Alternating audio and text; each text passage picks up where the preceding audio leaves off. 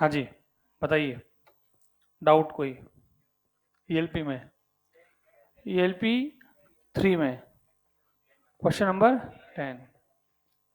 देखो, 10 खुद अपने आप में थ्योरी हो गई। कैसे हुई थ्योरी? देखो, अगर अपन देखें तो इस ग्राफ में ये जो ग्राफ बनाया गया है ये कुछ इस तरीके से बनाया गया है।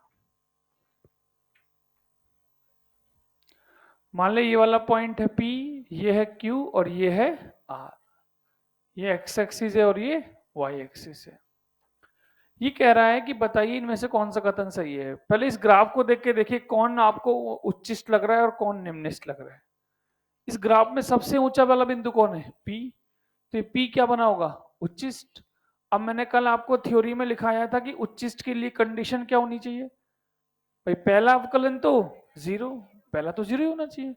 क्यों? क्योंकि देख, चाहे तो इस पर स्पर्शरेखा खींच, चाहे इस पर स्पर्शरेखा खींच, चाहे यहां स्पर्शरेखा खींच, तीनों में स्पर्शरेखा कितनी आ दे रही है? जीरो। तो तीनों ही बिंदुओं पर, चाहे P हो, चाहे Q हो, चाहे R हो, तीनों पर पहला अवकलन तो क्या आने वाला है? जीरो। अब पहला वाला बिंदु हमने ग्राफ से पहचान लिया कि सबसे ऊपर है। इसका मतलब ये इस ग्राफ का क्या कहलाएगा? उच्चिष्ट। अब उच्चिष्ट के लिए डबल क्या होना चाहिए? याद करो, कल लिखा था उच्चिष्ट के लिए डबल वाला क्या होना चाहिए? नेगेटिव। तो नेगेटिव का मतलब क्या हो गया? Less than zero. Less than में कि नेगेटिव में? ऑप्शन नेगेटिव में ही है।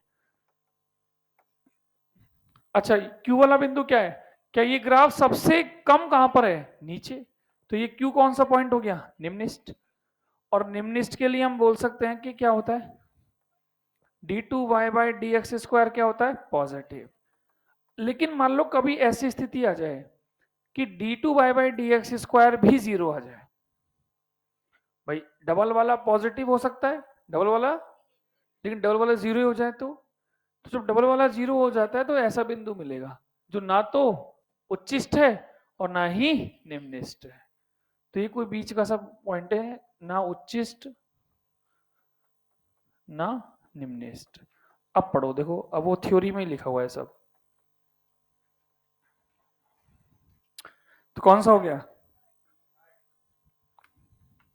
फर्स्ट, सेकंड और थर्ड तीनों स्टेटमेंट ही सही है, तो ऑप्शन कौन सा हो गया? थर्ड। उसके अलावा, उसके अलावा बन रहे ना सवाल? हाँ, उसके बाद 16वां नंबर का सवाल आपसे नहीं हुआ होगा, है ना? वहीं से मुझे शुरुआत करनी है, 16 नंबर से। चलिए, ले बेटा, हाँ मॉड्यूल में आ जाओ। 17वां नंबर का 17वां है कि यदि फलन y बराबर 1 - x² है तो उस फलन का उच्चिष्ट और निम्निष्ट ज्ञात करिए। साथ ही उन बिंदुओं पर उच्चिष्ट या निम्निष्ट, साथ ही उन बिंदुओं को ज्ञात कीजिए जहां पर उच्चिष्ट निम्निष्ट प्राप्त होता है। अरे कहना ये चाह रहा है कि उच्चिष्ट निम्निष्ट भी निकालो और उनको मान को रख के उसकी वैल्यू भी निकालो कि y की वैल्यू मैक्सिमम या मिनिमम। क्या करें? पहला काम, dy/dx को जीरो, dy/dx कितना बनेगा इसका? माइनस का 2x, ये बराबर जीरो, तो x की वैल्यू तो एक ही तो बिंदु आया है। अब ये उच्चिष्ट है या निम्निष्ट है? इसके लिए क्या करूं? इसका क्या करूंगा? डबल। इसको एक और बार करूंगा तो क्या मिला? -2। मतलब ये क्या मिला? Less than. तो ये वाला क्या मिला होगा? उच्चिष्ट। उच्चिष्ट को इंग्लिश में बोलते हैं मैक्सिमा। अब ये तो मैक्सिमा मिला और इसका मान अगर y में रख देंगे, y कितना है? 1 - x²। इसमें y में इसमें मान रख दो तो ये जो y मिला होगा ये कौन सा मिला होगा? मैक्सिमम। कितना मिल गया? 1। ठीक है। अब देखो और आगे देखते हैं। मान लो कभी ऐसा बन जाता y बराबर 1/1 प्लस cos²x, ये कोई सवाल बने और वापस से वो मुझसे पूछे कि बताइए यहां पर y के अधिकतम का मान कितना होगा इस क्वेश्चन में और y न्यूनतम का मान क्या होगा। तो पहले तो एक बात समझो बेटा कि ये अंश होता है और ये हर होता है। अब अगर ये अधिकतम चाहिए, कोई y का फलन है, अगर इसका मान अधिकतम चाहिए तो वो कब होगा? जब हर क्या हो? न्यूनतम। ये तो पता है ना। अगर हर छोटा होगा तो ओवरऑल मान बड़ा होगा, और अगर हर बड़ा होगा तो ओवरऑल मान छोटा होगा। देख सकते हो आप, 1/2 और 1/200 कौन बड़ा है? 1/2, क्योंकि जिसका हर छोटा होता है वो ओवरऑल मान बड़ा होता है। तो यहां पर अगर मैं बोलूं कि y का अधिकतम मान निकालना है, तो इसका मतलब ये हुआ कि जो ये हर है इसका मान क्या होना चाहिए? न्यूनतम। अब इसका मान न्यूनतम देखें, क्या 1 को आप चेंज कर सकते हो? 1 तो 1 है, अर्थात हमें cos स्क्वायर एक्स का क्या चाहिए? न्यूनतम। और मैंने कल आपको रेंज लिखाई थी, cos स्क्वायर एक्स की रेंज कितनी होती है? 0। तो क्या लिखूंगा इसको? 1/1 प्लस 0, तो इसकी अधिकतम मान कितनी आएगी? 1। अच्छा, अगर न्यूनतम निकालना होगा तो 1/1 प्लस ये cos स्क्वायर एक्स क्या होना चाहिए? अधिकतम। और cos का अधिकतम मान 1, तो क्या आएगा? 1/1 प्लस 1 कितना आएगा? 1/2। जैसे एक और ले लें ऐसे ही क्वेश्चन,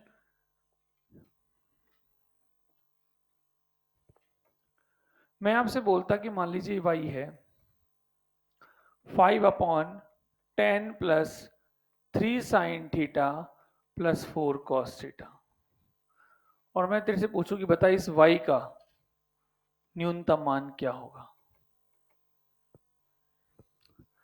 तो तू यही तो कहता, हालांकि तेरे काम नहीं आएगा ये, लेकिन मैं सिर्फ सिखा रहा हूं। अधिकतम न्यूनतम के लिए तेरे दिल में आ सकता है कि सर मैं तो वो क्यों यूज नहीं कर रहा, मैक्सिमम और मिनिमम का तरीका। तो मैंने क्या बताया, जब ट्रिग्नोमेट्री वाले सवाल हो तो उनको तो किससे करने की कोशिश करो? रेंज से। किससे? रेंज से। हाँ। अब ये मिनिमम कब मिलेगा? जब 10 प्लस 10 तो फिक्स है, ये 3 sine theta plus 4 cos theta क्या हो? अधिकतम। और ये कल सिखाया था। ये कौन सी फॉर्म हो गई? ए साइन थीटा और बी कॉस थीटा। तो खाली इसका अधिकतम मान कितना आएगा? इसका अधिकतम मान। अब सवाल यही हो गया, अब सवाल ये है कि इसका अधिकतम मान बताओ, और वो होगा 3 का स्क्वायर 4 का स्क्वायर का अंडर रूट। तो ये कितना आया? 5/15। कितना आएगा? 1/3। समझ आई बेटा? छापो।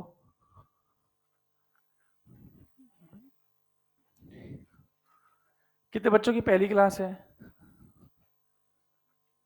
अभी 10 मिनट 15 मिनट रुक जाओ, फिर नई हेडिंग स्टार्ट करेंगे, सबको समझ में आएगा। ग्राफ पढ़ेंगे आज, समाकलन नहीं पढ़ेंगे, पहले ग्राफ पढ़ेंगे।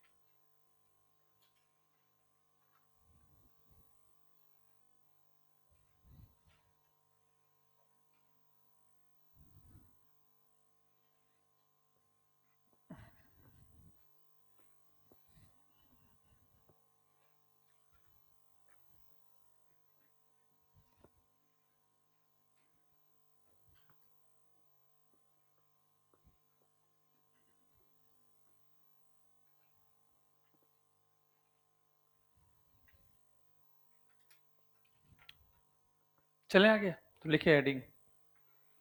अब जो अपन पढ़ने वाले हैं वो पूरी फिजिक्स में कितनी जगह काम आता है वो मैं आपको धीरे धीरे उसके बारे में बताऊंगा। हेडिंग लिखिए, एक स्टैंडर्ड रिजल्ट। Standard result.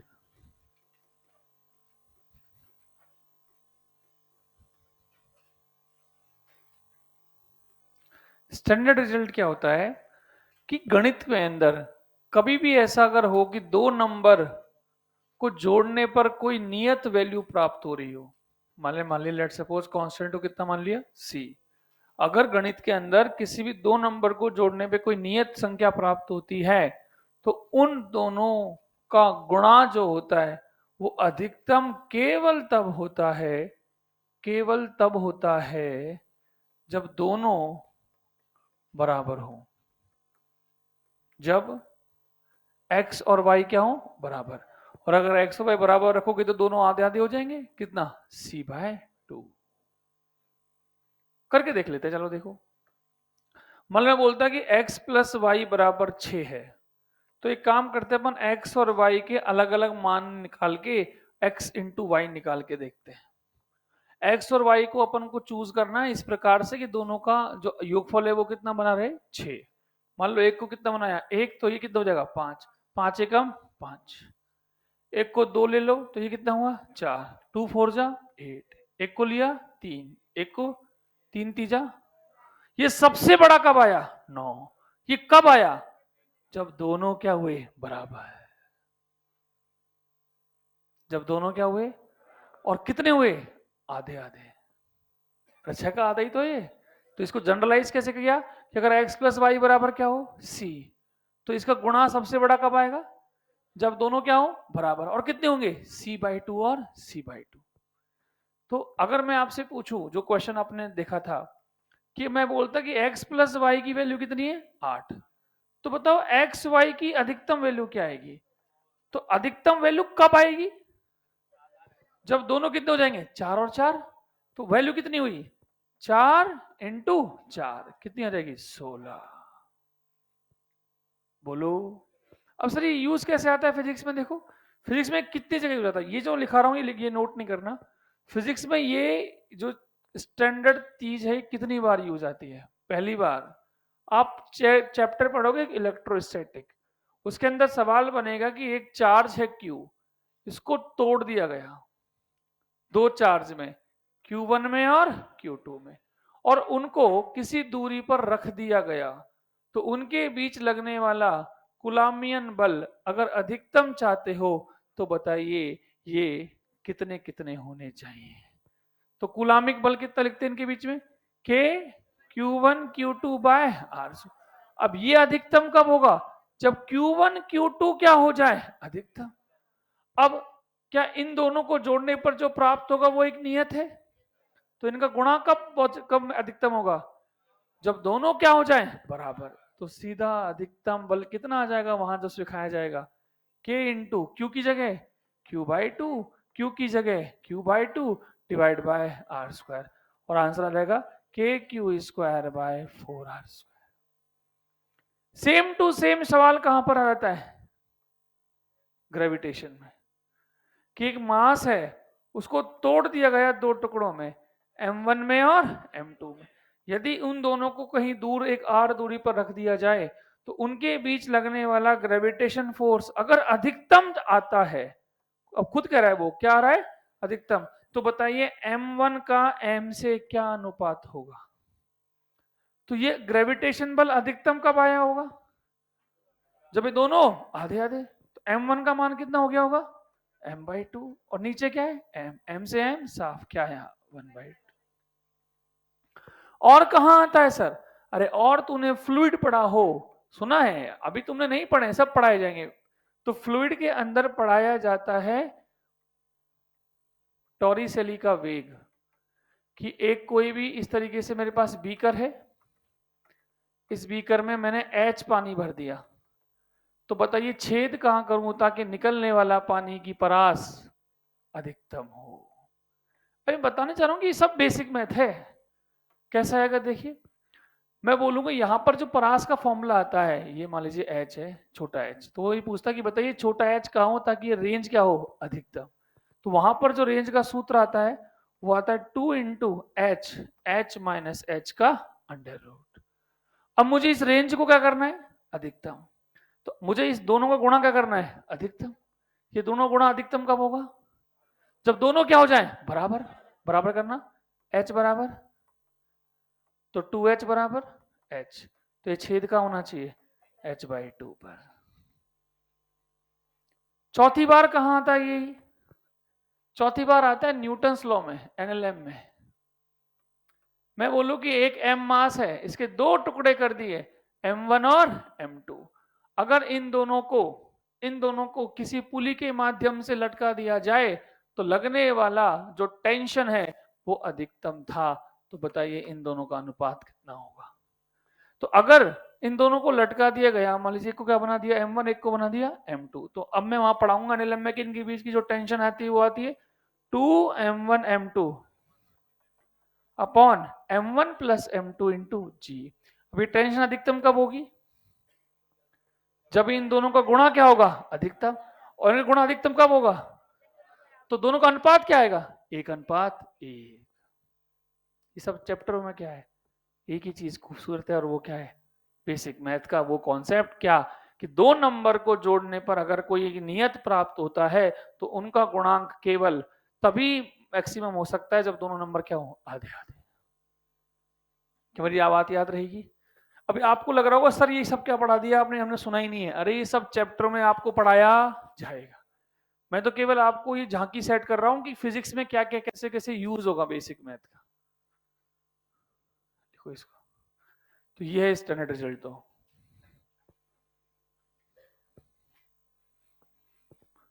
केवल ये लिखना है।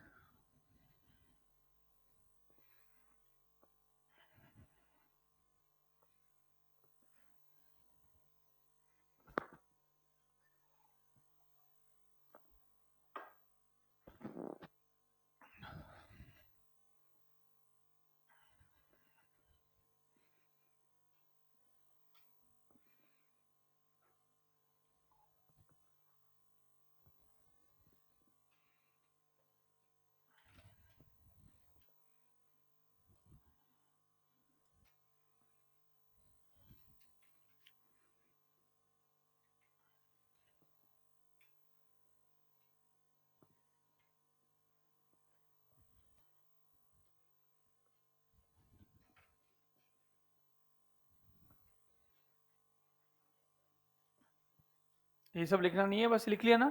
एक एग्जाम्पल लिख लो ये वाला, एक मेरे लिए कर दो।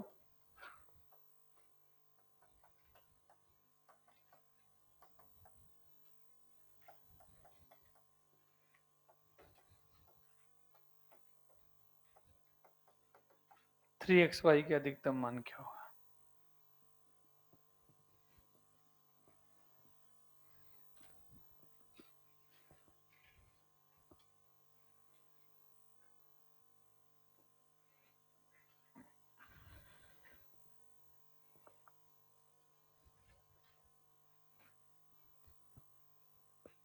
अब इसका डेरिवेशन है किससे? डिफरेंशिएशन से डेरिवेशन है कि इसको डिफरेंशिएशन मैक्सिमम करना है तो इसको डबल करके जीरो कर लो, यही आता है आंसर।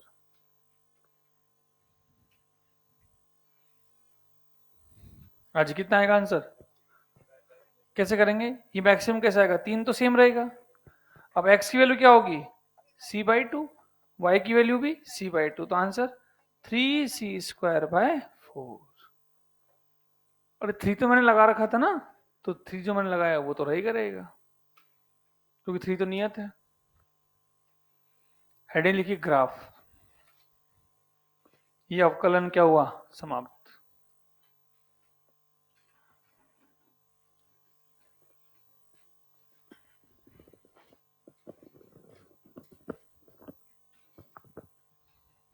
चले भैया आगे।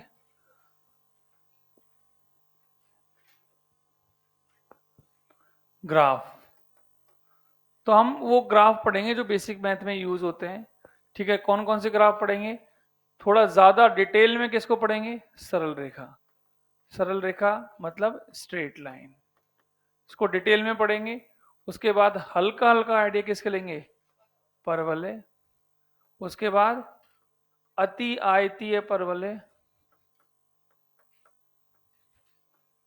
अति आयतीय परवलय, इसका मतलब रेक्टेंगुलर हाइपरबोला। ठीक है ना, रेक्टेंगुलर हाइपरबोला। उसके बाद हम पढ़ेंगे इसके अंदर त्रिकोणमिति के ग्राफ।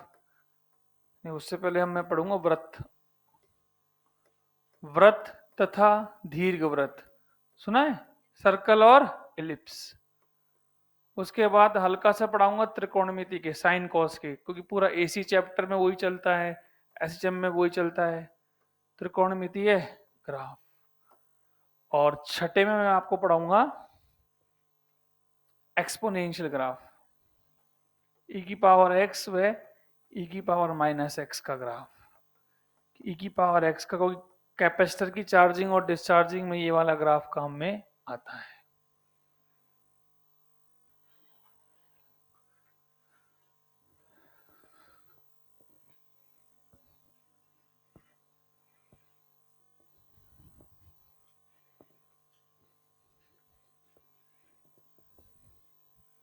तो सबसे पहले पढ़ेंगे सरल रेखा।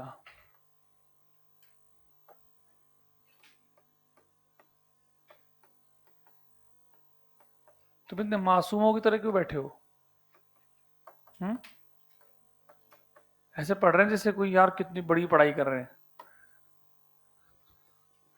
इतने सीरियस होकर क्यों पढ़ रहे हो? क्या एक्टिंग कर रहे हैं?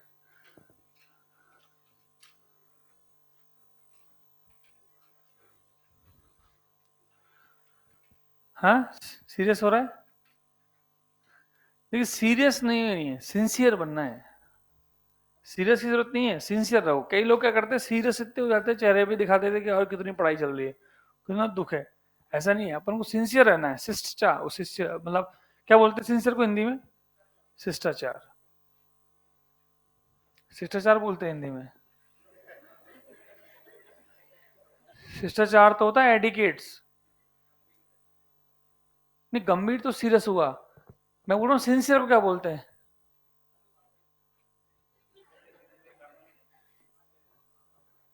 सिंसियर को क्या बोलते हैं हिंदी में? कर्मनिष्ठ। आज्ञाकारी का ओबीडियंट होता है। सिंसियर को क्या बोलते हैं? अनुशासन से ही कुछ आना चाहिए, है ना? अनुशासन ही। खैर, सरल रेखा पे आ जाओ। सरल रेखा होती है, उसकी समीकरण क्या होती है? y बराबर एम एक्स प्लस सी। अच्छा, सरल रेखा में हम क्या क्या सीखेंगे? हम सरल रेखा को बनाना सीखेंगे और बनी हुई सरल रेखा से समीकरण लिखना सीखेंगे। मतलब समीकरण से क्या बनाएंगे? लाइन, या लाइन से समीकरण। इसके पूरी पीएचडी करेंगे सरल रेखा पर। अब सरल रेखा में हम जानते हैं इसको समीकरण को कि y बराबर क्या होता है? एम एक्स प्लस सी। अब इसमें दो ही शब्द काम के हैं, एम और सी। सबसे पहले सी को देखते हैं। सी क्या होता है? सी को बोलते हैं वाई अंतःखंड। अब ये अंतःखंड क्या भला है? अंतःखंड का मतलब होता है जहां लाइन वाई अक्ष को कट करे। अगर मैं बोल रहा एक्स अंतःखंड बोलो, तो एक्स अंतःखंड का मतलब कहां पर कट करे? एक्स पे। और अगर वाई पे कट करे तो उसे क्या बोलते हैं? वाई अंतःखंड। अब इस सी के ऊपर अगर देखें तो सी पॉजिटिव भी हो सकता है, ये सी नेगेटिव भी हो सकता है, और ये सी जीरो भी हो सकता है। अगर ये पॉजिटिव होता है इसका मतलब लाइन कहां कट कर रही है? मूल बिंदु के ऊपर। लाइन मूल बिंदु के ऊपर काटेगी। किसको? वाई अक्ष को। और अगर ये नेगेटिव है तो लाइन मूल बिंदु के नीचे काटेगी।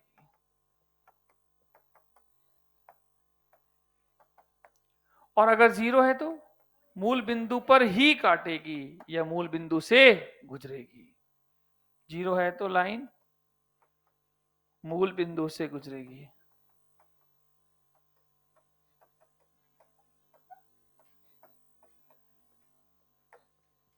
लिख लो एक बार, समझाता हूं क्या कह रहा हूं।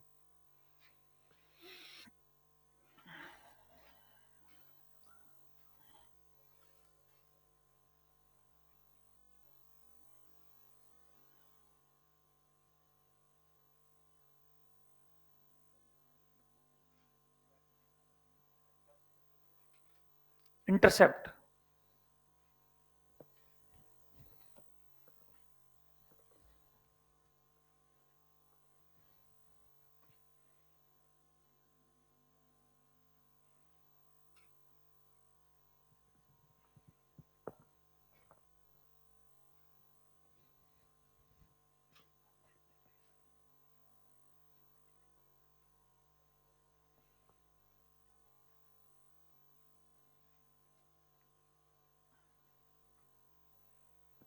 देखिए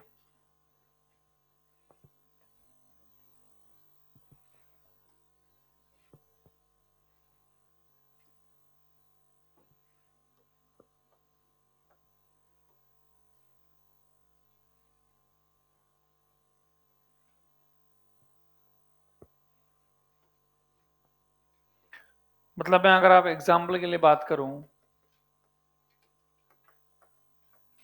तो देखो कि अगर अपन देखें कि वाई और एक्स अक्ष ले लें, इस लाइन को देखें तो ये लाइन वाई अक्ष को कट कर रही है कि नहीं कर रही? कर रही है। कहां कट कर रही है? मूल बिंदु के ऊपर। तो निश्चित इस लाइन का सी क्या रहेगा? पॉजिटिव।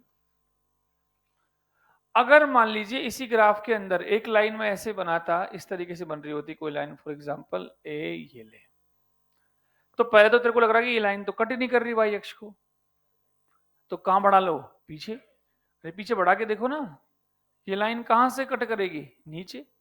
तो ये मूल बिंदु को कहां कट कर रही है? नीचे। इसका मतलब इस लाइन का सी कैसा बनेगा? नेगेटिव। अच्छा, अगर कोई लाइन ऐसे होगी तो ये लाइन कहां से गुजर रही है? सी से, सॉरी मूल बिंदु से, तो इसका सी कितना होगा? 0। तो क्या सी पहचानना सीख गए? क्या दोनों याद होना चाहिए, उल्टा सीधा दोनों, कि अगर पॉजिटिव होता है तो लाइन कहां कट करेगी? ऊपर। या लाइन ऊपर कट करे तो सी कैसा? पॉजिटिव। दोनों बात पता होना चाहिए। अगर लाइन नेगेटिव हो, सी नेगेटिव होगा तो लाइन नीचे कट करेगी। और अगर लाइन मूल बिंदु से गुजर रही होगी तो सी का मान 0 हो जाए। बना लो एग्जाम्पल। अब चर्चा करेंगे एम की। सी तो समझ गए आप।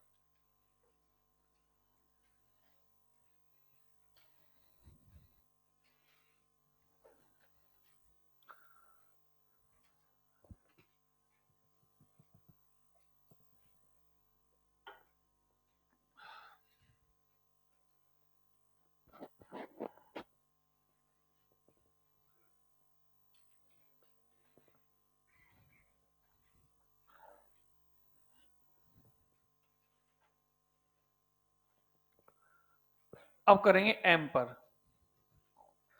अब याद करो एम क्या है? स्लोप या ढाल। और मैंने बताया था कि एम क्या होता है? Tan theta.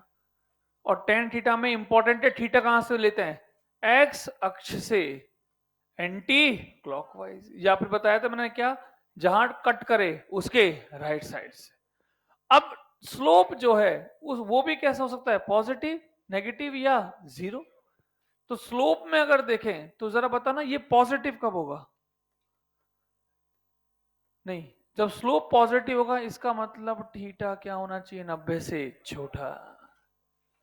क्योंकि स्लोप से क्या आशय है? Tan theta. तो अगर स्लोप पॉजिटिव रखना है मतलब टेन थीटा भी पॉजिटिव। और टेन थीटा कौन से क्वाड्रेंट में पॉजिटिव है? फर्स्ट में।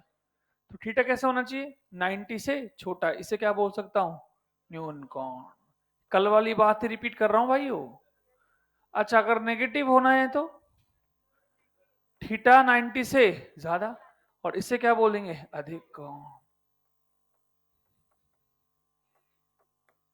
और अगर 0 हो तो, 0 है तो थीटा भी कितना हो जाएगा? 0। लाइन एक्स अक्ष की क्या हो जाएगी? समांतर। अच्छा, 90 भी हो सकता है। 90 हो जाएगा तो ढाल क्या हो जाएगा? इनफाइनाइट। क्योंकि टेन 90 का मतलब इनफाइनाइट। बोलो, जैसे समझना ध्यान से। मैं बोलूं आपसे कि ये मैंने कोई लाइन बनाई, लिखना नहीं है रे, ये दो लाइन बनाई, मुझे इन दोनों लाइनों में सी का और एम का चिन्ह पहचानना है। हाँ जी बताइए, इस लाइन में सी, सी के लिए क्या देखेंगे? कहां कट कर रही है? ऊपर। तो इस लाइन का सी पॉजिटिव, इस लाइन का सी क्यों? कहां कट कर रहा है? नीचे। क्योंकि सी के लिए हम देखते हैं वाई में कहां कट कर रहा है, इसका सी नेगेटिव। अब बात करेंगे ढाल की। इसका ढाल देखते हैं। ढाल के लिए क्या देखते हैं? जहां कट करे एक्स अक्ष को उसके राइट साइड से कोण। इसका राइट साइड से कोण कैसा है? अधिक कोण। तो निश्चित ढाल कैसा है? नेगेटिव। इसका जहां कट करे उसके राइट साइड से, ये एंगल क्या है 90 से छोटा, तो ये ढाल पॉजिटिव। समझ में आई है बेटा बात? कल की बातें बताइए, बस रिपीट किए ग्राफ में। अच्छा, अगर मान लीजिए कोई लाइन ऐसे है और एक लाइन ऐसे है, दो लाइनों बना दी, इन दोनों के ढाल बताओ। इसका ढाल, ढाल 0, क्यों? इसका एक्स अक्ष के साथ कोण कितना है? 0। अच्छा, इसका एक्स अक्ष के साथ कोण, और tan 90 का मान इनफाइनाइट, इसका ढाल कितना है? इनफाइनाइट, अनंत जिसको बोलते हैं, लिख लो। अब हम बनाना सीखेंगे लाइन इक्वेशन से।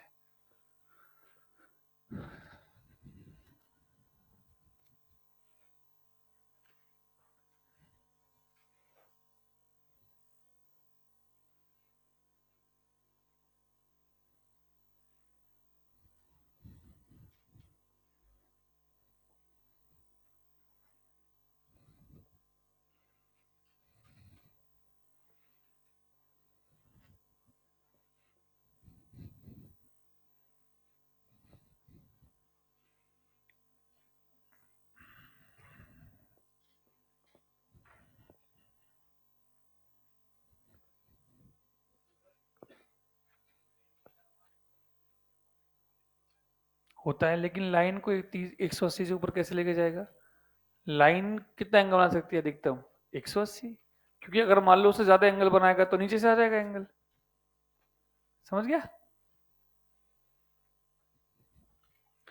भाई? ये लाइन जो है ये अक्ष है, तो इस अक्ष से तो अधिकतम कितना कोण बना सकती है? 180 ना।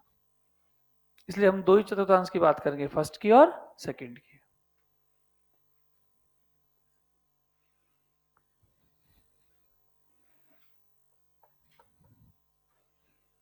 अब कैसे बना रहे हो तुम इसको डायग्राम को, जो इतना समय लगता है तुमको यार? उसको 4 पेन से बना रहे हैं क्या? ओ भाई साहब, स्किल से।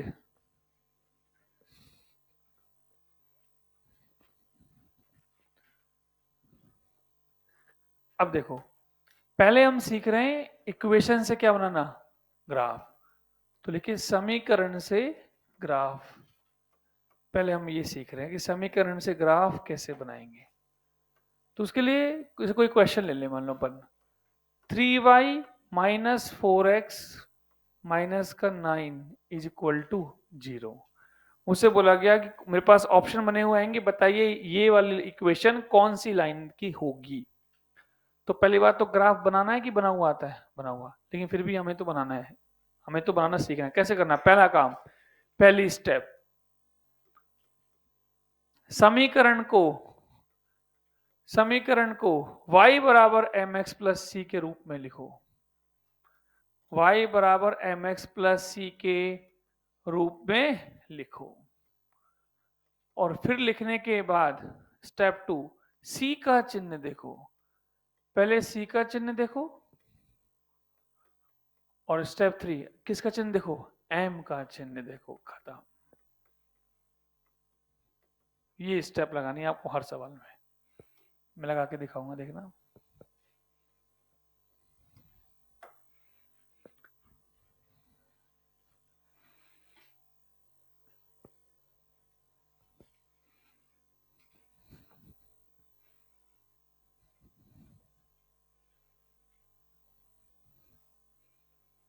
C का चिन्ह देखो और M का चिन्ह देखो। अब देख, इस इक्वेशन को पहले कन्वर्ट करते हैं, इसका सॉल्यूशन देखते हैं। बोलो कैसे कन्वर्ट करो? इसको उधर ले जाऊं तो 3y बराबर 4x प्लस 9। अब y को डिवाइड करो तो y बराबर, अलग अलग जोड़ तोड़ दिया मैंने तीन को, तो 4x बटे 3 प्लस 3। ये इक्वेशन बन गई है। अब इस इक्वेशन में जरा बताना c का मान कितना हुआ? 3, और m का मान 4 बटे 3। अब उसने क्या कहा, पहले क्या देखना है? सी का चिन्ह। सी का चिन्ह कैसा है? पॉजिटिव। तो लाइन बना के कोशिश करते हैं, ये वाई अक्ष और ये एक्स अक्ष। हाँ जी भाई, सी कैसा है? पॉजिटिव। तो लाइन यहां कहीं कट करेगी। अब यहां से ये लाइन इधर बनाऊंगा या इधर बनाऊंगा, ये कौन बताएगा? एम।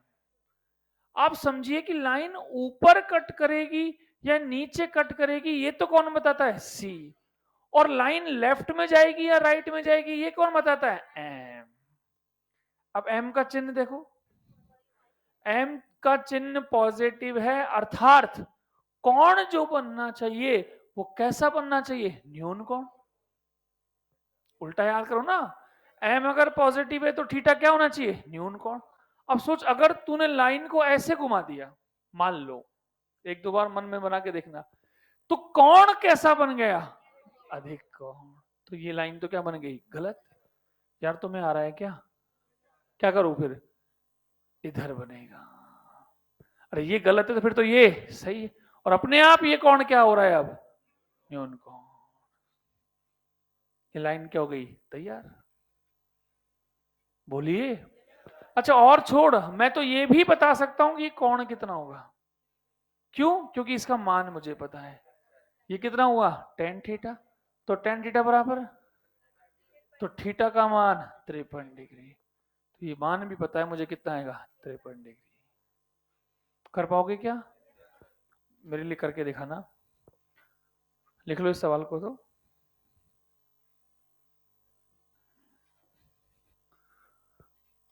अब आपको लाइन बना बना के दिखानी है बस।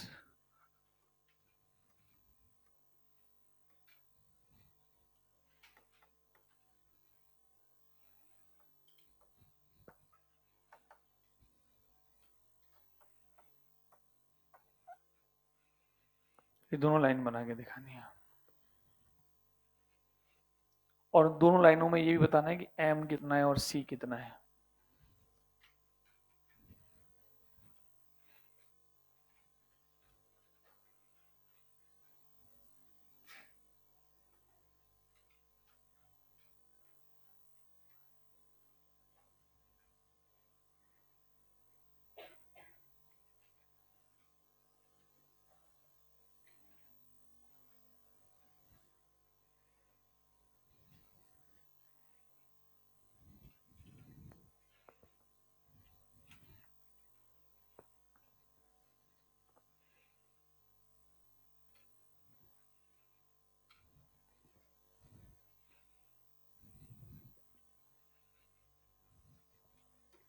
देखते हैं, पहले क्या देखना है? सी का मान।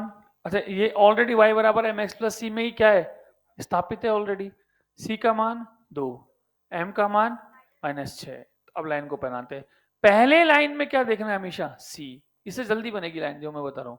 सी का लाइन सी देखना है, तो ये हो गया y और ये हो गया x। बताइए सी का मान तो कहां कट करेगा? ऊपर। अब कहां बनाऊं घुमाऊं लाइन को, इधर या इधर? सोचो, दिमाग अपने आप आएगा वो। अब मान लो गलत भी बनेगी तो हाथ से बना के देखो। सोच अगर ऐसे बनाता तो ये कोण कैसा हो गया? न्यून कोण। जबकि ये एम नेगेटिव, मतलब कोण कैसा चाहिए? अधिक कोण। ये लाइन तैयार।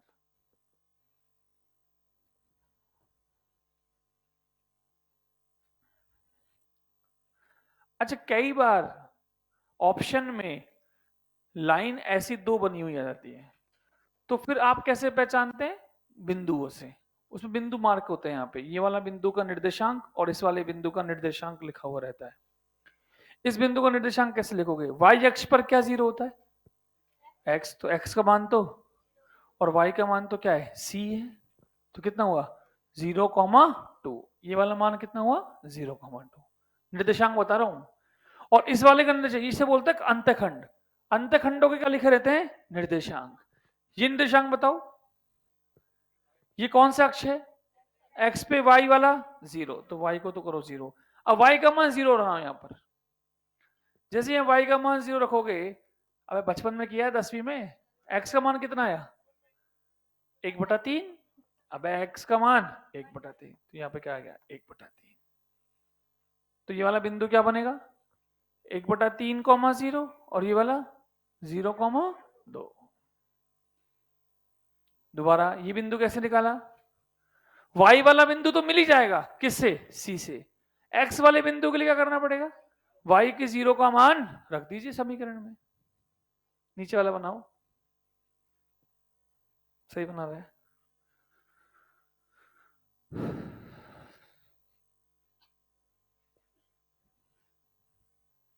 सर मैं गणित तो छोड़ के ही आया था, गणित नहीं पढ़नी पड़े।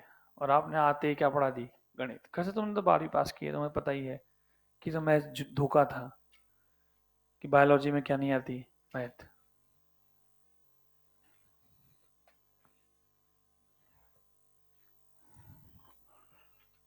हाँ जी बताइए, ये क्या करूं इसका? सी का साइन तो कहाँ बनेगा ये? पक्का? अब उसके बाद एम कैसा है? पॉजिटिव। पॉजिटिव मतलब कहाँ घुमा दो? इधर। मन में सोचो, इधर घुमाते तो ये कोण कैसा हो गया? अधिक कोण। तो कैसे बनेगी? ऐसे। जरा बिंदु लिख के दिखाना है इसके, ये वाला और ये वाला। ये वाला बिंदु तो कौन सा होगा? सी के हिसाब से 0, -2। और ये वाले के लिए x का मान, y का मान क्या रख दो? 0। तो कितना आएगा? 2/4 कितना है? 1/2। तो ये आएगा 1/2, 0।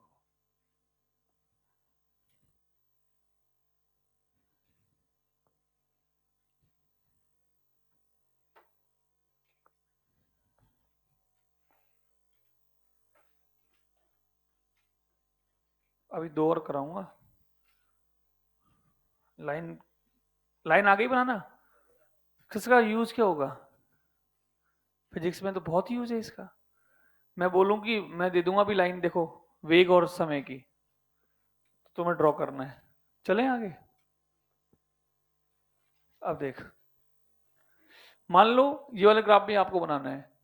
मैं बोलता कि v बराबर 3t, और v वेग और टाइम का ग्राफ बना के दिखाना है, पहला।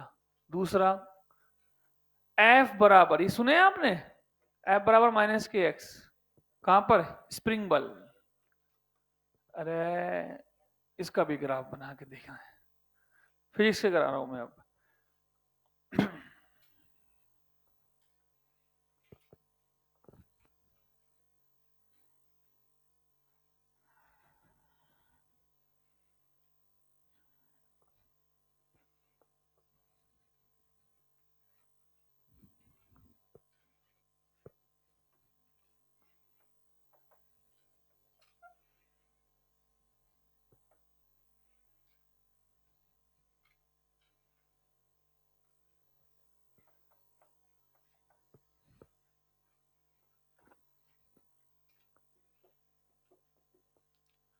देखिए, जब x और y में खेलते हैं तो आप ग्राफ को कहीं से कहीं बना सकते हो। कहीं से कहीं मतलब किसी भी क्वाड्रेंट में, यहाँ इतनी बड़ी लाइन भी बना सकते हो, इतनी बड़ी लाइन बना सकते हो। लेकिन जब भौतिक राशियां आ जाए, क्या आ जाए? जैसे मैंने मान लिया फॉर एग्जाम्पल, ये है वेग और ये है समय। अब समय क्या नहीं हो सकता? नेगेटिव। इसका मतलब ये ग्राफ कहाँ नहीं जा सकता? नीचे। जैसे नहीं समझे आप, अगर केवल ये y बराबर x होता या y बराबर 3x होता, तो मुझे सबको पता है कि c कितना है इसका? 0। तो यहां से पास होगा। अब इसका ढाल कैसा है? अब तुलना करो ना y बराबर mx से। m का मान कितना है? 3। तो ढाल कैसा है? पॉजिटिव मतलब एंगल, एंगल न्यून कोण। अरे एंगल, तो कैसे बनाओगे? ऐसा। अब इसे कितना बनाऊं? इतना बनाऊं या आर पार बनाऊं? तो तेरी इच्छा है, जो बना सकता है, क्योंकि x और y सब क्या होते हैं? दूरियां। लेकिन जब इसमें भौतिक राशियां बन जाती हैं, तो हमें ये सोचना पड़ता है कि ग्राफ नीचे जाएगा या नहीं जाएगा। इसके लिए आप हमेशा याद रखो, फिजिक्स के जो ग्राफ होते हैं जिनमें भौतिक राशियां बन जाती है, उनमें कोशिश करो कि आंसर हमेशा कौन से क्वाड्रेंट का बनाओ? First quadrant. जैसे इस वाले का ग्राफ का आंसर क्या बनेगा? अब चाहे तो तू आर पार बना ले, कोई दिक्कत नहीं है। लेकिन समस्या केवल इतनी आ सकती है कि तूने जब ये ग्राफ नीचे पहुंचा दिया, तो तूने टाइम की वैल्यू क्या कर दी? नेगेटिव। तो तुझे ये ऑप्शन नहीं मिलेगा। तो एक्चुअली में जब भौतिक राशियां लिखी हो फिजिक्स की, तो आप आदत डाल लो कि कहां बनना चाहिए ग्राफ? हमेशा फर्स्ट क्वाड्रेंट में। ठीक? क्या यही बनेगा ग्राफ? अच्छा, इसका बना के दिखाइए। अब ये स्प्रिंग बल है, इसका भी सी कितना है? 0। अब x है मान लीजिए विस्थापन, क्या विस्थापन नेगेटिव हो सकता है? हाँ। अरे विस्थापन सदिश राशि होती है। इसका ढाल कैसा है? तो कैसे बनेगा ग्राफ? ऐसे। इसमें आर पार लाइन बन सकती है।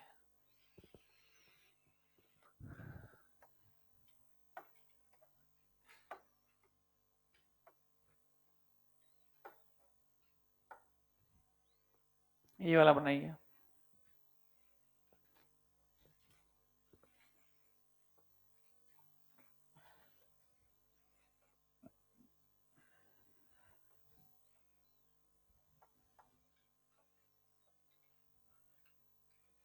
हाँ जी, सी कैसा है? पॉजिटिव। अब ढाल कैसा है? पॉजिटिव। तो कहाँ बनेगा ग्राफ? अब तुम इसको नीचे बनाते हैं, लेकिन मैंने क्या बताया, नीचे में दिक्कत क्या है? भौतिक राशि है, तो कहाँ बना दो? ऊपर। अरे यार, क्या ये ऐसे बनाना पाप नहीं है, लेकिन एक्चुअली फिजिक्स की दृष्टि से क्या हो जाता है वो गलत, क्योंकि फिजिक्स में हम टाइम को नेगेटिव, इसलिए। और बाकी मैंने कहा ना, तुम्हें ग्राफ बनाना है कि बना हुआ आएगा? बना हुआ आएगा। हमें तो लोड लेना ही नहीं है, हमें तो पिक करना आना चाहिए। अब ये क्या बनाया है हमने? ग्राफ। किससे? समीकरण से। उल्टा भी तो हो सकता है। क्या बना हुआ है? अबे तुम सो गए क्या? क्या बना हुआ आएगा? ग्राफ। और वो हमें से क्या पूछेगा? इसका समीकरण। तो लिखिए ग्राफ से समीकरण।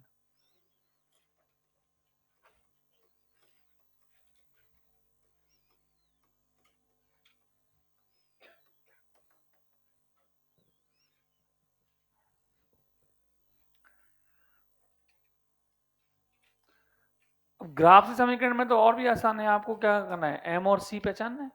भाई ग्राफ समीकरण क्या होता है? y बराबर एम एक्स प्लस सी।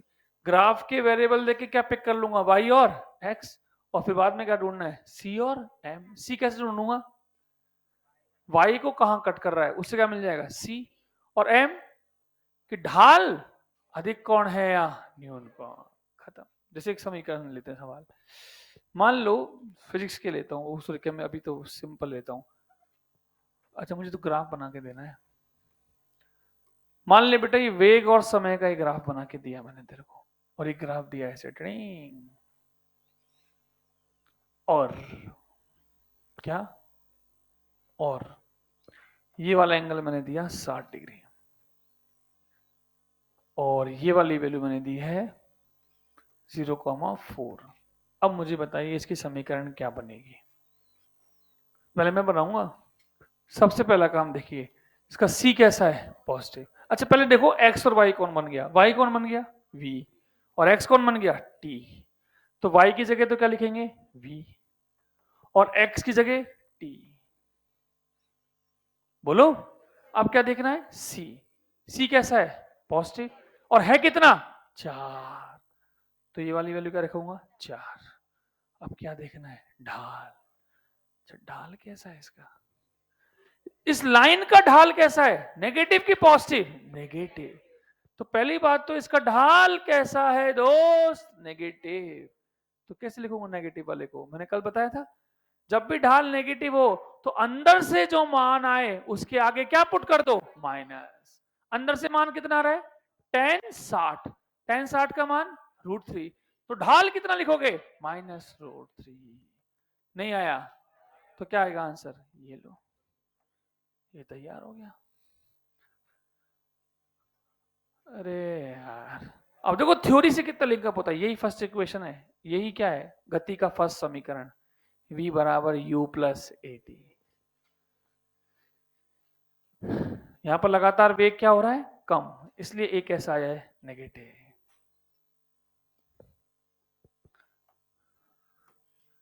और देखिए,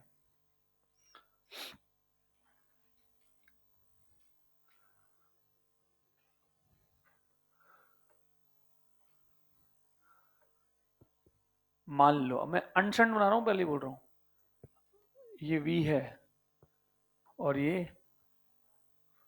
v है वोल्टेज, r है प्रतिरोध, ये दे रखा है 10, ये दे रखा है 6 सेकेंड।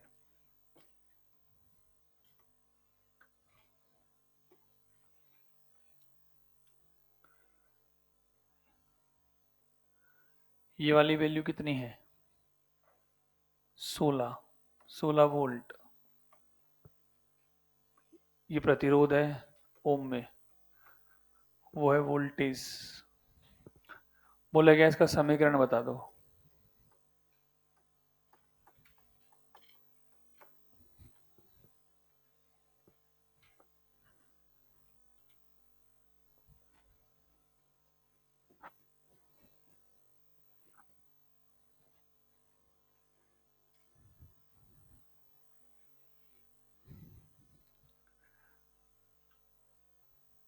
ये दिनों में ELP, ये बाहर तूफान आ रहा है क्या?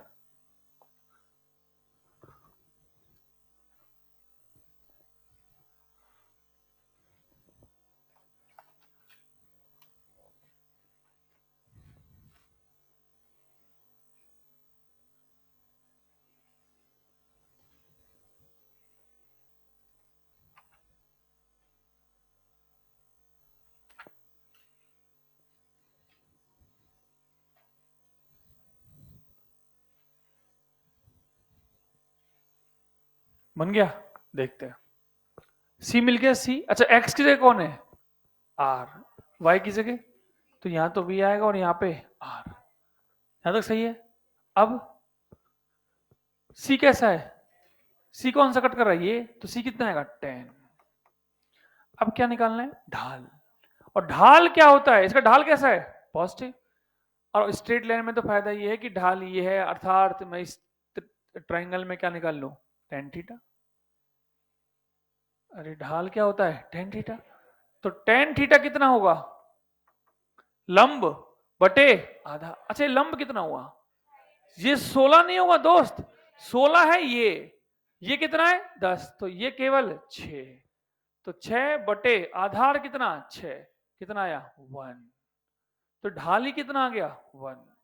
तो 1 इंटू आर प्लस 10, मतलब V बराबर R प्लस 10। ये आएगा आंसर। किसी का आया था क्या? ध्यान रहे, ढाल 45 डिग्री नहीं है। कोण ढाल नहीं होता है।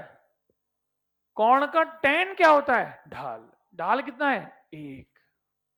कोण कितना है? 45।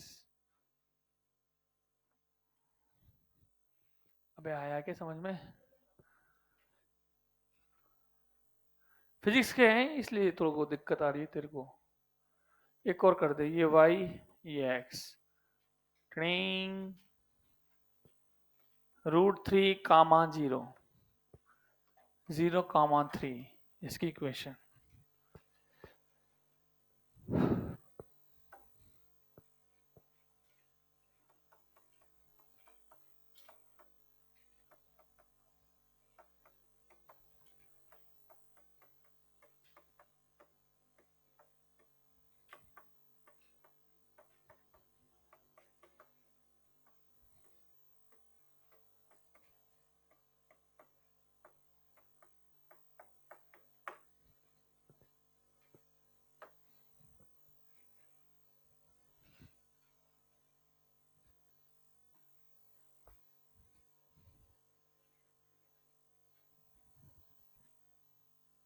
हाँ जी, y, इधर y आएगा, इधर x। अब ढाल, सॉरी, c कैसा है? पॉजिटिव। तो ये तो कितना आ गया? +3। फंस किस में गए? ढाल में। अच्छा, ये सबको समझ में आ गया ढाल नेगेटिव आएगा। और मैंने बताया नेगेटिव का तरीका क्या होता है? अंदर से वैल्यू निकाल के उसका क्या पुट कर दो? माइनस। अब अंदर से कैसे निकालोगे ये वाली वैल्यू? इस त्रिभुज से। इस त्रिभुज को लगाना tan अल्फा का मान। tan अल्फा का मान लंब बटे आधार। ये लंब कितना है? 3 और आधार √3। तो 3 बटा कितना आएगा? √3। लेकिन ढाल √3 नहीं होगा, ढाल क्या होगा? -√3। अच्छा, कौन पूछता? तो कौन? ढाल वाला कौन? ढाल वाला। तो अंदर वाला कौन कितना है? 60। तो बाहर वाला कितना रह जाएगा? 120। अरे ये आया कि नहीं आया? ढाल वाला कौन तो कितना आएगा? 120। ये वाला एक ऐसी रेखा जिसका y निर्देशांक x के बराबर हो, क्या होगा समीकरण उसका?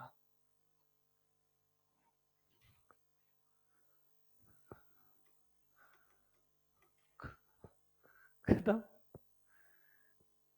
इसका y निर्देशांक किसके बराबर हो तो y बराबर x। ये भी तो क्या है, एक सरल रेखा।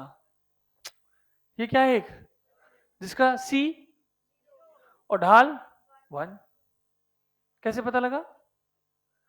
तुलना करो ना इसको भाई, y बराबर एम एक्स प्लस सी से तुलना करो। c कितना है 0 और m का मान 1।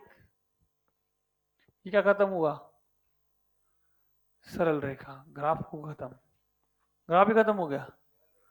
ये केवल क्या खत्म हुआ? सरल रेखा। अब लिखिए परवलय। परवलय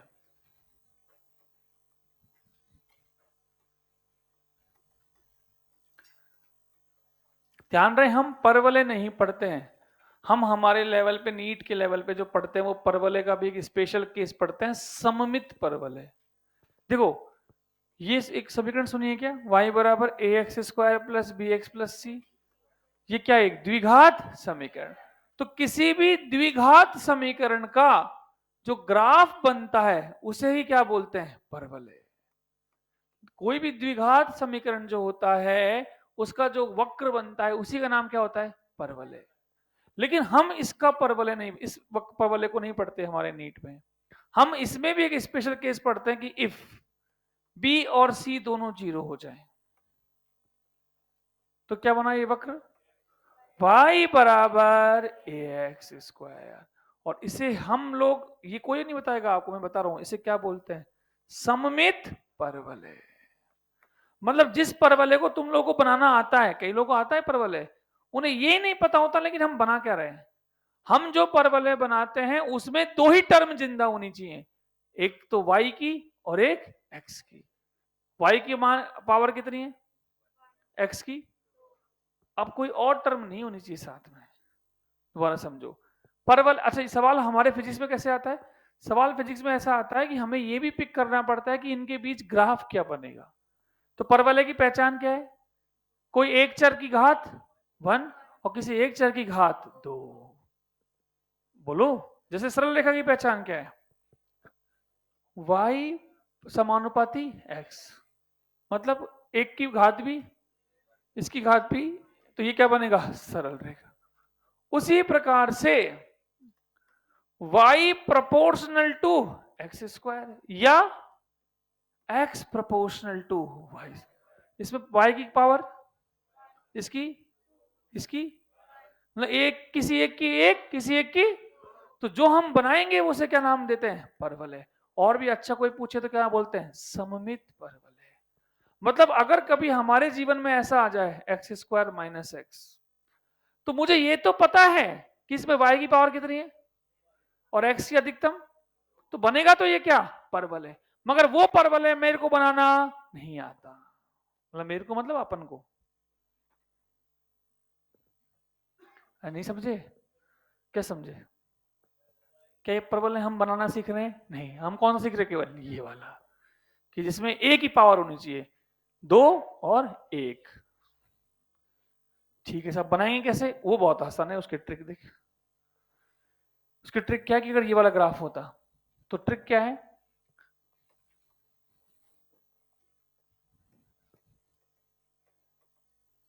जिसकी पावर कम, जिसकी पावर कम हो, पैराबोला के हाथ, पैराबोला समझते हो? परवलय कोई क्या बोलते हैं? पैराबोला। पैराबोला के हाथ उस तरफ खोल दो।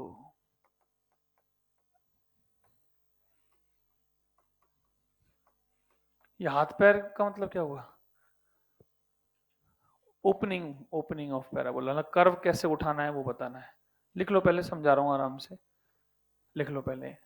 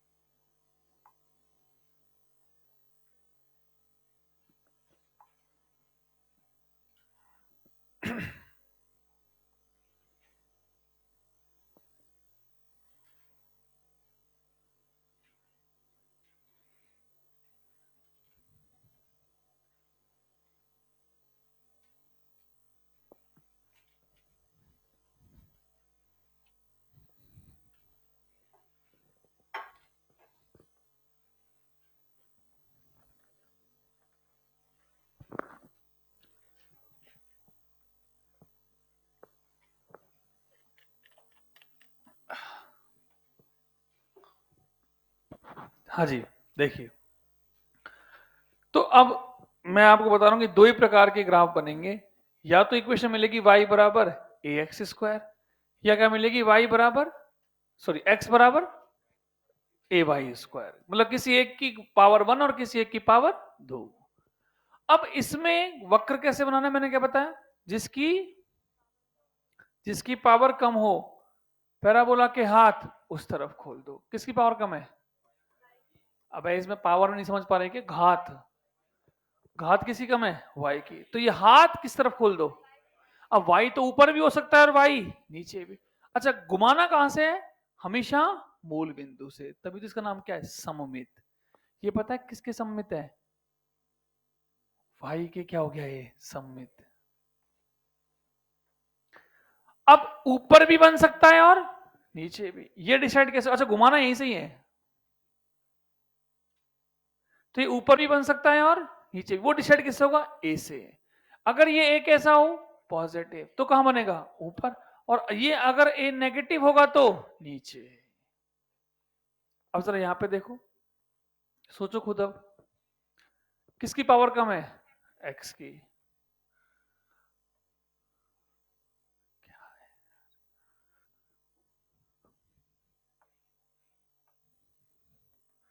ये एक्स और ये वाई, हाँ, किसकी घात कम है? तो हाथ किस तरफ खुलेंगे? एक्स के। और घुमाना कहां से? मूल बिंदु से। तो कैसे घुमाऊं? या तो ऐसे बनेगा, अरे बोलो, या ऐसे ही बन सकता है। ये डिसाइड कैसे होगा? अगर ए कैसा हो, पॉजिटिव, तो पॉजिटिव साइड बनता है, और ए नेगेटिव है तो नेगेटिव साइड बनता है। खत्म। और फिजिक्स में भौतिक राशि जब होती है तो हमेशा कौन बनाना है? फर्स्ट में। तो केवल कौन सा बनाना? ये वाला। और इसमें केवल ये वाला। चिप लो, ये पैराबोला खत्म। तो हमने कौन सा पैराबोला पढ़ा है? सममित।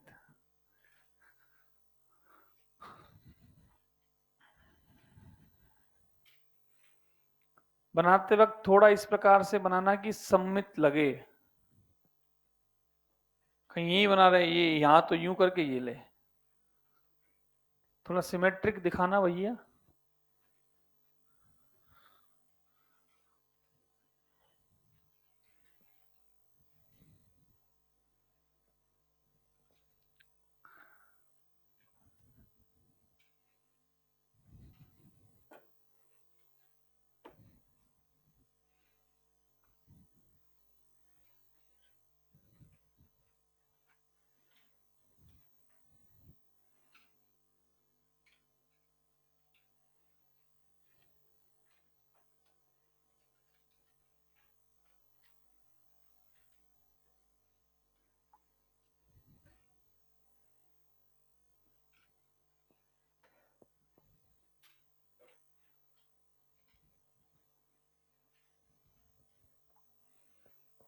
चलें। अब फिजिक्स में हमारे काम क्या आएगा? पहचानना कि कब क्या बनता है। तो कब कब क्या बनता है? y x के समानुपाती हो तो सरल रेखा, और कोई एक की घात 1 और कोई एक की घात 2 हो तो परवल है। और परवल में कैसे कब बनाते हैं? जिसकी पावर कम, हाथ उस तरफ। अब परवल के मैं सवाल नहीं करा रहा, क्योंकि अभी सवाल कराने का कोई आनंद नहीं आएगा। आनंद आएगा एक और पढ़ने के बाद, अति आयतीय परवल के बाद, फिर हम सवाल करेंगे। तो तीसरा लिखिए, अति आयतीय परवलय।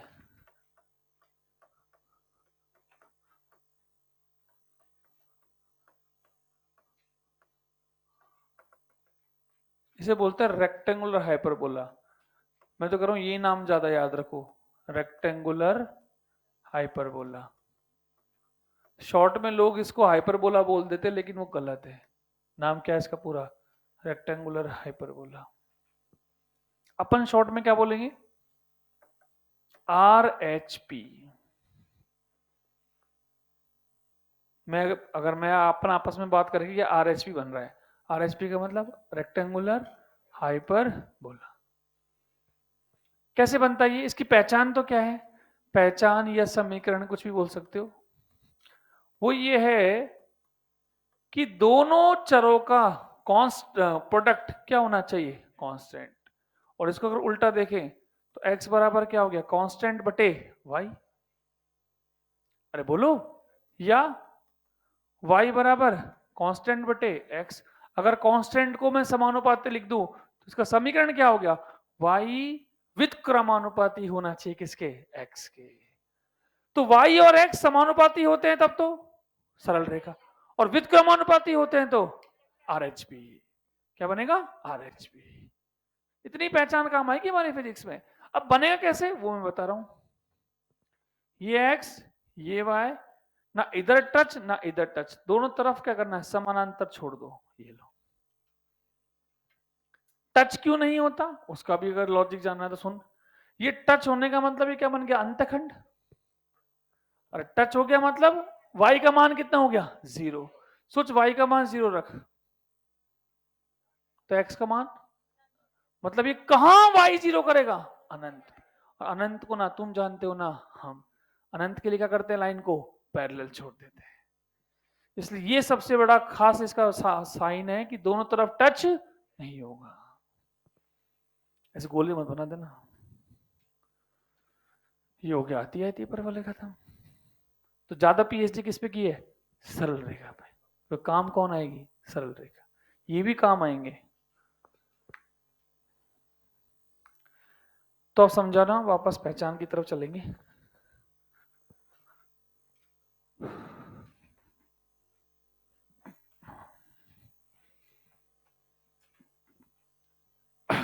अब कई बच्चे बहस करते हैं मुझसे कि सर मैंने एक किताब पढ़ी थी, उस किताब में तो ये ग्राफ ऐसे थे। गलत थोड़ी कह रहा है वो, सही कह रहा है। ये ग्राफ एक्चुअली में ऐसे ही बनता है दोनों तरफ। क्यों बनता है दोनों तरफ, सोच। एक्स वाई बराबर 9 है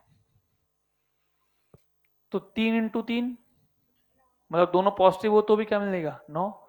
लेकिन दोनों नेगेटिव हो तो अगर ग्राफ फर्स्ट में बन रहा है तो और कहां बन सकता है, थर्ड में। अरे यार, ये कौन सा क्वाड्रेंट है, दोनों क्या होंगे, पॉजिटिव। तो 3 × 3 = 9। लेकिन -3 × -3 भी तो कौन सा क्वाड्रेंट। तो क्या ये ग्राफ सच में ऐसा बनना चाहिए, हाँ। लेकिन भौतिक राशियों में केवल कहां बनाते हैं, फर्स्ट क्वाड्रेंट। इतना ज्ञान दे दिया मैंने आपको, लेकिन आपको काम नहीं आएगा। तुमको इतना ही बनाना है, लेकिन सच्चाई में कहीं दिख जाए। तो कई लोग बनाते हैं डरावना दिखाने के लिए नीचे तक, तो वो सिर्फ स्टाइल मार रहे हैं। भौतिक राशियों में तो काम कौन सा बनाएगा, फर्स्ट क्वाड्रेंट। तो अब वापस चलते हैं पहचान की तरफ। तो क्या जो सवालों में काम आएगी वो पहचान आएगी।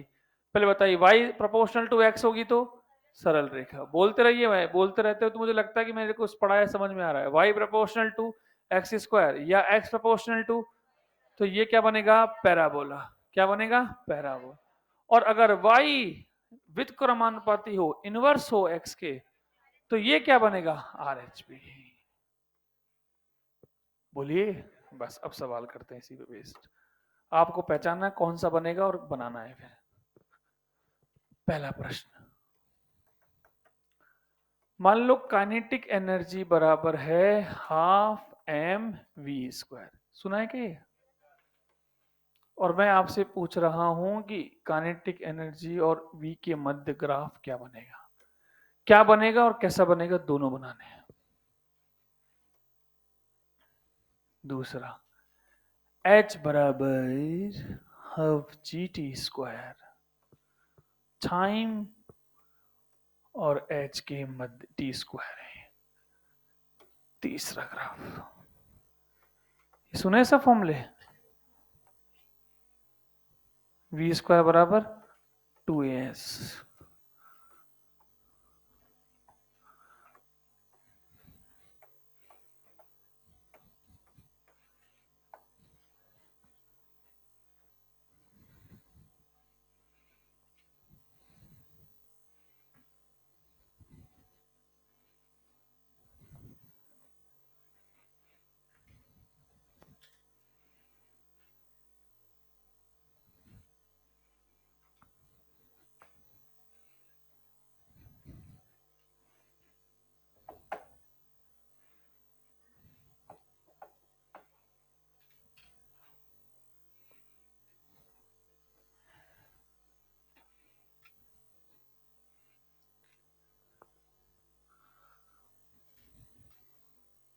तो सबसे पहला काम क्या होगा, ग्राफ को देख के y और x को स्थापित करो, फिर देख लो कि y और x के बीच में जो रिलेशन आ रहा है वो कौन सा आ रहा है, उसके अनुसार देख लेते हैं। जैसे पहला देखते हैं, काइनेटिक एनर्जी को क्या माना है सवाल ने, y, तो इसके नीचे गोला मार के क्या लिख दो, y। अच्छा ये हाफ m तो क्या है, कांस्टेंट, अरे कांस्टेंट को क्या लिख दो, k। अब x v को क्या माना है, x, तो इसको क्या, इस पे गोला लगाओ, क्या हो गया x, तो y बराबर kx स्क्वायर, y बराबर, अरे y बराबर क्या बनेगा ये, पैराबोला। कौन बोला, पैराबोला। घात कम किसकी है, y की है, तो हाथ किस तरफ जाएंगे, y की तरफ, तो कैसे बनेगा ये, मुझे ऐसा क्यों लग रहा है कि ग्राफ ऐसा बनेगा। ऐसा इधर भी बना सकते हैं, लेकिन मैंने बताया आदत डाल लो, फिजिक्स के ग्राफ का बनाओ फर्स्ट क्वाड्रेंट। अब जरा ये देखिए, ये क्या बनेगा, बिल्कुल ये स्ट्रेट लाइन बनेगा। यही तो है, मैंने कहा कलाकारी। तुम्हें क्या लगा मास्टर पागल है कि सारे पैराबोला बना देगा। अरे देख यहां पर क्या है वेरिएबल, टी स्क्वायर। कभी भी इक्वेशन देख के आप ग्राफ नहीं बना सकते, आपको हमेशा ग्राफ के चर देखने पड़ेंगे कि किसको y माना है और किसको x। ध्यान सुनना, देख h को क्या माना है, अब h को क्या माना है y, ये हाफ जी कांस्टेंट। अब टी स्क्वायर को ही क्या माना है, तो इस पूरे टी स्क्वायर पे गोला लगा, टी स्क्वायर को क्या माना है x, तो इसके ऊपर कुछ बचा थोड़ी है अब, तो ये क्या बना y बराबर kx। क्या है ये, एक स्ट्रेट लाइन। ये गलती होती है, अब ध्यान से बनाना ये वाला।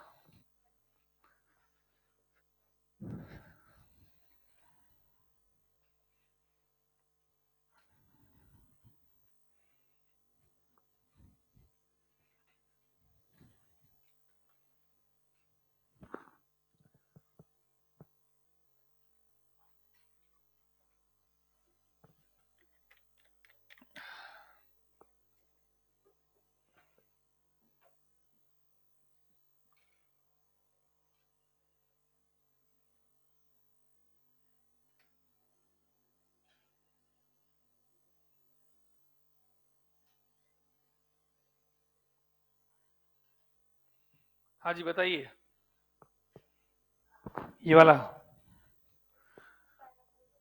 क्या बनेगा, तुक्का, कैसे, v को क्या माना है y है, तो ऐसे गोला लगा के लिखो। ये जो गोला लगा वाला तरीका बता रहा हूँ ना, ये बेस्ट तरीका है। गोला लगाया, क्या लिखा y, अपने आप घात बच गई ऊपर, 2a तो क्या हो गया कांस्टेंट, जब जिसके बारे में कुछ कहा नहीं जाए उसे क्या मानो कांस्टेंट। अब s क्या माना है x, तो ये क्या है, किसकी पावर कम है, y की पावर कम दिख रही है इसको, किसकी कम है, तो हाथ किस तरफ खुलेंगे x के, तो क्या ये ग्राफ ऐसा बनेगा कि ऐसा बनेगा, ऐसा। अब ये सारे ग्राफ किसके हैं, काइनेमेटिक्स के। काइनेमेटिक्स चैप्टर में ये ग्राफ पढ़ाए जाएंगे, सच्चाई में वो ग्राफ काइनेमेटिक्स के थोड़ी हुए, वो है किसके, बेसिक मैथ। और वो टफ लगता है, टफ कहां, वो तो बेसिक मैथ का गेम है। ये लीजिए अगला। अब यहां पर बेटा y अक्ष पर पूरा की पूरा v स्क्वायर ही मान लिया, तो इसको v स्क्वायर को ही क्या मान लिया y। ये कचरा क्या है, कांस्टेंट, अपने आप क्या देखेगी, straight line passing through origin. Origin से क्यों पास कर रहा हूं, क्योंकि c कितना है 0। अरे दिमाग में जा रही है क्या, कोई डाउट ही नहीं पूछ रहा यार, समझ में आ रहा है। और देखो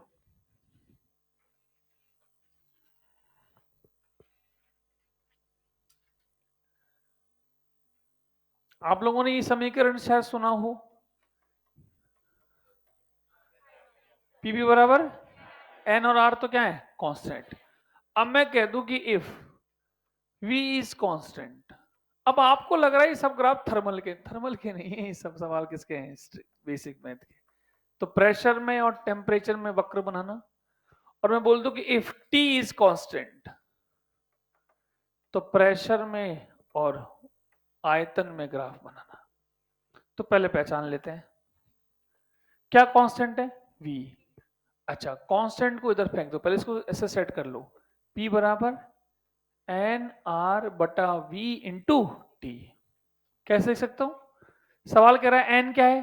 कांस्टेंट। आर और वी भी क्या है? कांस्टेंट। तो ये तो कचरा क्या हो गया? कांस्टेंट। पी को क्या माना है? वाई। ये कचरा क्या है? और टी को क्या माना है? एक्स। क्या है ये? अरे ये क्या है? Straight line. ये सोच के अब यहां बनाओ। और इसी को वहां पे जब पढ़ाएंगे तो क्या बोल देंगे? गे-लुसैक का नियम कि आयतन क्या रहता है? कांस्टेंट। आइसोकोरिक समायतनिक प्रक्रम, वो समतापी प्रक्रम थर्मल में। तुमने चैप्टर सुने भी नहीं है क्या यार? तुम्हारे ऐसे एक्सप्रेशन आता है कि ये आउट ऑफ सिलेबस कैसे बोल रहा है? अरे भाई ये सारे चैप्टर तुमने सुने हैं 11वीं 12वीं में? नहीं सुने? पढ़ने की नहीं कह रहा, सुने तो होंगे यार। कोई कह रहा है मैंने सब छोड़ दिया था। अरे छोड़ा होगा तो भी सुना तो होगा ना कि ये छोड़ना है।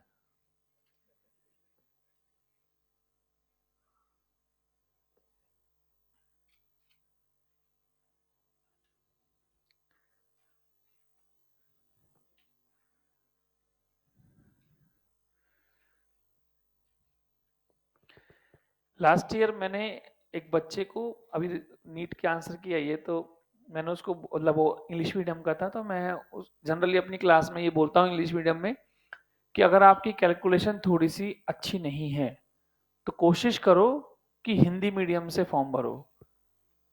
क्यों? क्योंकि हिंदी मीडियम वालों का पेपर इंग्लिश हिंदी दोनों में आएगा। तुझे फायदा क्या हो गया? नंबर ऑफ क्वेश्चन पेपर में जो पेजेस हैं वो क्या हो जाएंगे? बढ़ जाएंगे। तो तुझे रफ वर्क करने के लिए समय ज्यादा मिल जाएगा। ये क्या भूल गए आप? बिल्कुल। इस साल उसने मुझे क्या कहा फोन करके? सर आपने तो मरवा ही दिया। मैंने कहा मतलब? वो कह रहा है कि सर फिजिक्स का पेपर देख के तो डर लग रहा था।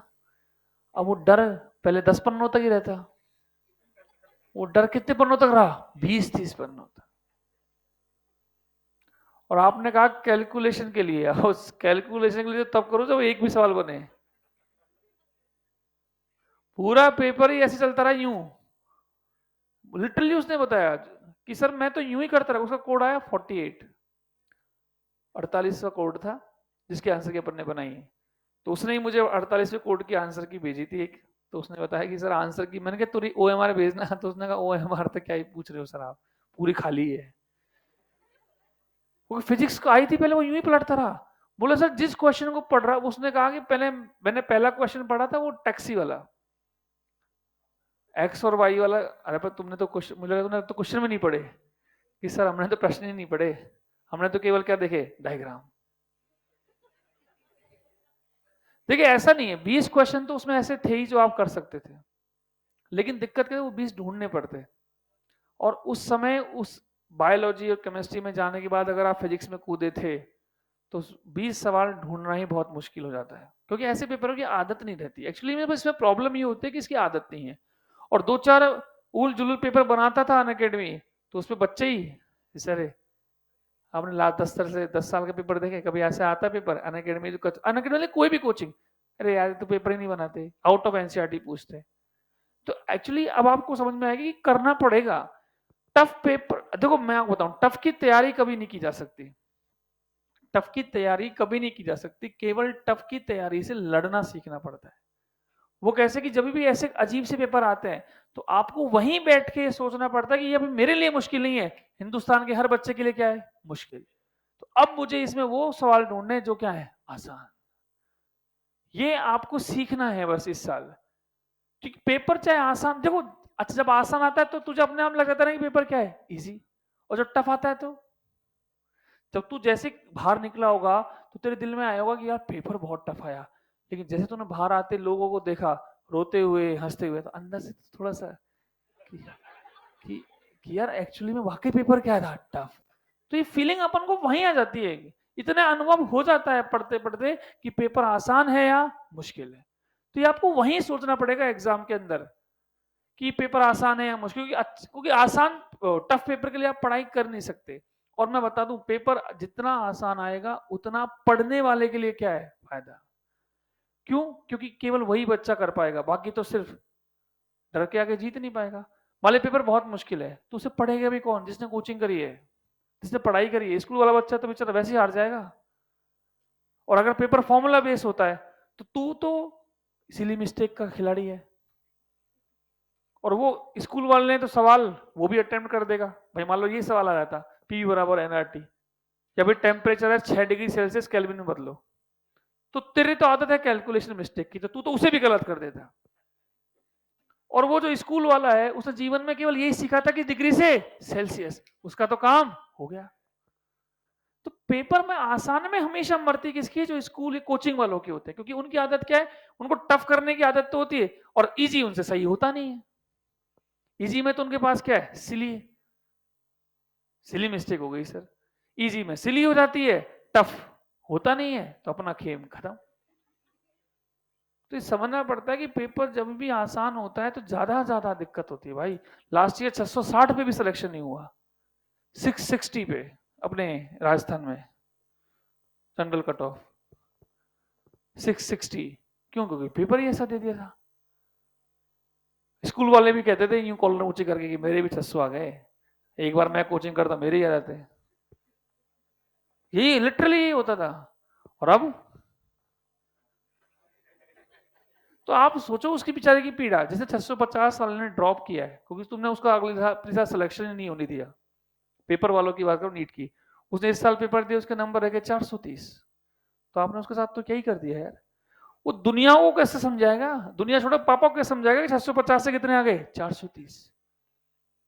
पापा को थोड़ा समझ में आ रहा है कि पेपर का लेवल इतना तगड़ा था कि खेल ही खत्म हो गया मेरा। तो क्योंकि 650 वाले की तो मेंटलिटी इस साल पढ़ने की में क्या थी कि मैं कचरा पढ़ूंगा ही नहीं, पॉइंट टू पॉइंट पढ़ूंगा। ये होता ही अनुभव जो आप लेके जाते हो पेपर से, तो आप ये सोचते हो ना, अब जैसे इस साल के पेपर वाले को अनुभव क्या होगा? मैं टफ पढ़ूंगा। नहीं भाई, ऐसा नहीं होता है। 2016 में जब पेपर टफ आया तो 17 वालों को भी तो हमने पढ़ाया था, तो हमारे को पता है कैसे पढ़ना। तैयारी नोट्स वही रहेंगे, बस आपको अपने एटीट्यूड में रखना पड़ेगा कि पेपर कैसा भी हो, मुझे उस ऑन द स्पॉट सोचना है कि मुश्किल है या टफ या इजी है। इजी है तब तो फिर भैया कैलकुलेशन में ध्यान देना है, और टफ है तो बस वो क्वेश्चन ढूंढने जो हो जाएंगे। क्या इस साल सिलेक्शन नहीं होंगे? होंगे ही ना, पर वही होंगे जिन्होंने वो क्वेश्चन ढूंढ लिए होंगे, चाहे वो किस्मत से। कई बार किस्मत से होता ना कि आपने क्वेश्चन ही वो पढ़ा जो हो गया। नहीं होता ऐसा तुम्हारे साथ? नहीं सर, हमारे साथ तो नहीं होता। हम तो जो पढ़ते हैं वो भी क्या रहता है? गलत। इसलिए ये अपन को इस बार ध्यान रखना है, जो पेपर में हम भी ध्यान रखेंगे एज ए टीचर, कि पेपर शायद उल जुलूल भी आएंगे। उल जुलूल का मतलब कि पढ़ाया तो होगा बहुत ऐसा, और सोचने में सवाल पेपर लगेगा मुश्किल, तो वो सबके लिए मुश्किल होगा। तो वहां आपकी स्ट्रेटजी होनी चाहिए कि इसमें वो ढूंढू जो सही हो जाए, और वही तैयारी होगी। टफ कंटेंट करके तैयारी थोड़ी हो सकती, कंटेंट तो वही रहेगा, पहले खूब पढ़ाते हैं। हाँ जी, ये बताइए ग्राफ क्या बनेगा? इसका टी क्या हो गया? कांस्टेंट। तो ये भी कांस्टेंट, ये भी कांस्टेंट, ये भी कांस्टेंट, तो पीवी बराबर ही क्या हो गया? कांस्टेंट। तो ये क्या बन गया? क्या बन गया? व्युत्क्रमानुपाती। तो क्या बनेगा? Rectangular hyperbola. अरे सही है। एक और बना दो। ये सुना है क्या आपने सूत्र आवर्तकाल का? सरल लोलक का, simple pendulum, 2 pi under root L/G। वो तो करा सरल लोलक ही आज सुना है सर। टी और रूट एल में वक्र बनाना है, टी स्क्वायर में और एल में वक्र बनाना है, टी स्क्वायर में या टी और एल में, ये जैसे सवाल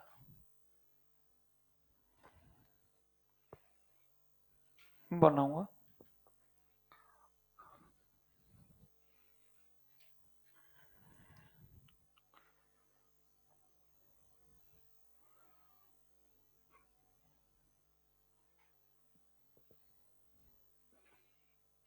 देखिए, सबसे पहला काम, जिनके बीच में वक्र खींचा है पहले उनको एक्स और वाई मानो, बाकी सब क्या है? कचरा। तो इसको तोड़ लो पहले। तो कैसे कर लो इसको? टी बराबर 2 पाई, ऊपर रूट एल और नीचे रूट जी। ऐसा क्यों कर रहे हो? ताकि x और y मुझे क्या दिख जाए, अलग अलग। अच्छा ये कचरा क्या हो गया, कांस्टेंट। t को क्या माना है, y, कचरा का कांस्टेंट। रूट l को ही क्या माना है, x, तो y बराबर kx, क्या बनेगा, straight line passing through origin. Real, ये देखो अब तुझे क्या चाहिए, टी स्क्वायर और एल, तो इसका स्क्वायर मार दे। अरे यार तुझे क्या चाहिए, टी स्क्वायर, तो इसका स्क्वायर कर। इसका स्क्वायर करेगा तो देख क्या मिलेगा, इसका स्क्वायर कर पहले तो, T square 4 pi square L by G, ये सारा कांस्टेंट। अब टी स्क्वायर को ही क्या माना हुआ है, वाई, अपने आप दिखेगा, ये तरीका बहुत बेस्ट है। के और एक्स की जगह एल, ये भी क्या है भाई साहब, स्ट्रेट लाइन।